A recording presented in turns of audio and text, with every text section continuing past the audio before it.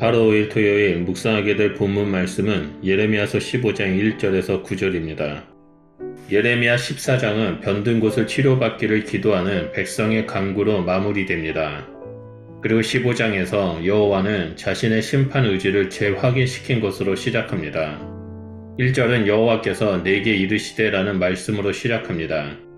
이는 14장 마지막이 구원을 요청하는 백성의 간구로 마무리되었기 때문에 여호와의 말씀은 그에 대한 응답임을 알려줍니다. 1절은 모세와 사무엘을 언급하고 그들이 여호와 앞에 섰다고 묘사합니다. 이것은 수종을 드는 모습 또는 섬기는 모습을 보여줍니다. 모세와 사무엘은 구약 성서에서 가장 위대한 인물로 손꼽히며 특히 백성이 위기에 처했을 때 여호와를 향해 중보자로 나온다는 공통점이 있습니다. 그러나 여호와는 그들이 앞에 서서 기도할지라도 자신의 마음이 이스라엘에게서 떠났음을 보여줍니다. 3절은 내가 그들을 네 가지로 벌하리니 라고 서술합니다. 본문의 네 가지는 죽이는 칼과 찢는 개, 삼켜 멸하는 공중의 새와 땅의 짐승으로 이는 이스라엘을 침략할 북에서 오는 국가를 의미합니다. 동시에 네 가지 이미지 가운데 칼은 이스라엘을 죽이고 나머지 동물은 시신을 훼손할 것임을 보여줍니다. 고대로부터 동물이 시신을 훼손하는 것은 큰 재앙으로 묘사되었습니다. 또한 4절에서는 내가 그들을 세계 여러 민족 가운데서 흩으리라고 나오지만 본래의 의미는 내가 그들을 땅에 있는 모든 왕국에 두려움이 되게 하겠다입니다. 여호와는 이스라엘을 지키는 하나님이었지만 이스라엘의 멸망은 여호와가 자기 백성을 심판할 수도 있다는 것을 보여줍니다. 이에 대해 이방 나라는 경악할 뿐만 아니라 여호와를 두려워할 것입니다. 이스라엘이 이처럼 심판을 당하는 근거를 4절 후반부에 나오는 므낫세에서 찾습니다. 므낫세는 악한 왕의 전형으로 나옵니다. 히스기야가 종교개혁을 시도하여 이방 신상을 철폐했지만 므낫세가 그것을 재건함으로써 이스라엘을 이방신 숭배에 빠지도록 만들었기 때문입니다. 5절에는 세 차례의 의문문 형식이 나오지만 내용은 탄원에 더 가깝습니다. 첫 번째는 불쌍히 여길 자가 누구냐입니다.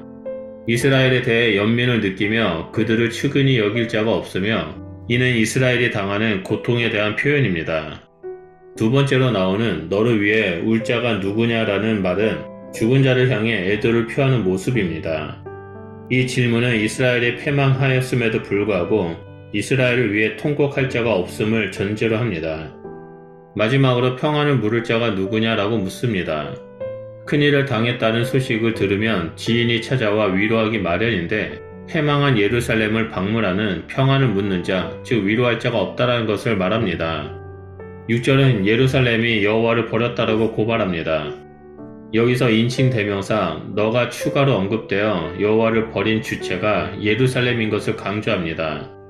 본문은 예루살렘이 여호와를 자신들과 무관한 것으로 여기며 내던졌음을 묘사합니다. 버렸다는 것과 함께 물러갔다라는 표현이 나오는데 이는 등을 돌려 가다를 의미합니다. 저자는 이러한 이스라엘의 행위가 일회성이 아니었으며 지금도 자행되고 있음을 고발합니다. 이에 여호와는 이스라엘을 멸하기로 결정하고 자신의 손을 펴서 이스라엘을 구원하는 것이 아니라 오히려 그들을 공격합니다. 덧붙여 저자는 여호와가 돌이키기 지쳤다라고 서술합니다. 여호와 하나님의 참을성은 한계에 이르렀습니다. 이어서 저자는 7절에 여호와가 이스라엘을 심판하는 것을 비유적으로 묘사합니다. 여호와는 이스라엘을 키질을 하며 까부를 것입니다. 키질은 악곡과 축정이를 분리하는 과정이므로 이를 통해 남은 자와 끌려갈 자가 나뉠 것입니다. 뒤이어 본문은 이스라엘이 자기 길에서 돌이키지 아니하였습니다 라고 말하여 여호와가 이스라엘 백성을 심판하는 이유를 서술합니다. 8절은 가부의 숫자를 바다의 모래와 비교하여 셀 수 없음을 묘사합니다. 이것은 남자의 죽음뿐만 아니라 북방에서 오는 적의 침입으로 인해 가족이 찢기고 있음을 보여줍니다. 여기에는 파멸시킬 자가 나오는데 이들을 데려오는 주체는 여호와 하나님입니다. 본문은 그들이 도달하는 시간을 대낮으로 설정하여 심판이 한밤중에 은밀하게 오는 것이 아니라 대낮부터 공개적으로 파괴될 것임을 말해줍니다. 결국 이스라엘은 북방의 적이 오며 갑작스럽게 닥친 위기로 서로의 생사를 알 수 없는 상황에서 가족은 해체될 위기에 처합니다. 오늘 묵상 말씀을 통해 하나님의 사랑은 기계적이나 일방적이지 않고 상호적인 것임을 알 수 있습니다. 하나님은 강한 손과 편 팔로 큰 위엄과 기사로 이스라엘을 구원하셨고 사랑하셨습니다. 그럼에도 불구하고 이스라엘은 하나님의 사랑을 알면서도 거부하고 탐욕과 죄의 길로 걸어갔습니다. 그 결과 하나님은 이스라엘을 심판하셨습니다. 하나님의 심판 역시 이스라엘이 다시 사랑 가운데 나오도록 하기 위한 사랑의 심판이었습니다. 하지만 그들은 계속해서 하나님의 사랑을 반복해서 거부했습니다. 우리는 오늘 본문 말씀을 통해서 하나님의 사랑을 묵상하고 반응하는 자가 되어야 한다는 것을 기억해야 합니다. 우리를 구원하시기 위해 하나밖에 없는 독생자 예수 그리스도를 내어주신 하나님의 사랑과 우리가 먼저 하나님을 알기 전에 우리를 먼저 아시고 사랑을 보여주시고 자녀 삼아주신 하나님 사랑 앞에 나아가 머물며 사랑을 고백하는 자가 되어야 합니다. 입술로만 하나님을 사랑한다고 고백하는 것이 아니라 삶으로 하나님 말씀에 순종하며 사랑을 고백하는 자가 되어야 합니다. 그러므로 오늘 하루 살아갈 때 하나님의 사랑을 깊이 묵상하고 입술로 삶으로 하나님의 사랑을 고백하는 하나님의 자녀가 되시기를 축복합니다. 기도하겠습니다. 하나님 감사합니다. 우리를 먼저 사랑하시고 예수 그리스도를 통해 하나님의 자녀로 삼아주셔서 감사드립니다. 우리가 이 땅에서 살아갈 수 있는 이유는 하나님께서 우리를 사랑하시고 또한 그 사랑으로 우리와 함께 동행하고 계시기 때문이라고 고백합니다.